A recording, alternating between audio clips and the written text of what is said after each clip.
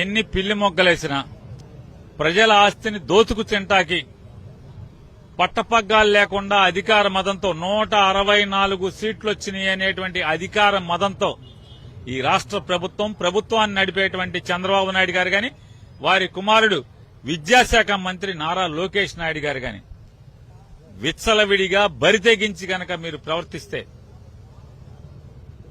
నిన్న విశాఖపట్నంలో అధికార మదం తలకెక్కినటువంటి ఈ రాష్ట్ర విద్యాశాఖ మంత్రి డిఫాక్టో చీఫ్ మినిస్టర్ గారు అయినటువంటి నారా లోకేష్ నాయుడు గారు మీడియా అడిగినటువంటి ప్రశ్నకి ఒక విలేకరు అడిగిన ప్రశ్నకి వారు మాట్లాడిన భాష ఎస్ నేను ఇస్తా ఎవడేం పీకుతాడు నేను ఇస్తారా భాయ్ నేను 99 పైసలకేంటి ₹10 ఇస్తా అని మాట్లాడుతున్నాడు. ఆంధ్రప్రదేశ్ రాష్ట్ర ప్రజల తరపున గొంతు లేనటువంటి అమాయక ప్రజల తరపున మీడియా అడుగుతుంది, నాలాంటోడు అడుగుతున్నాడు. నారా లోకేష్ నాయుడు గారు జనం ఆస్తి కాబట్టి పంచుతాను, 50 కోట్ల ఆస్తిని ₹10 పంచి పెడతాను, ఎవడాపుతాడు నన్నని అధికార మదంతో మాట్లాడుతున్నారు కదా.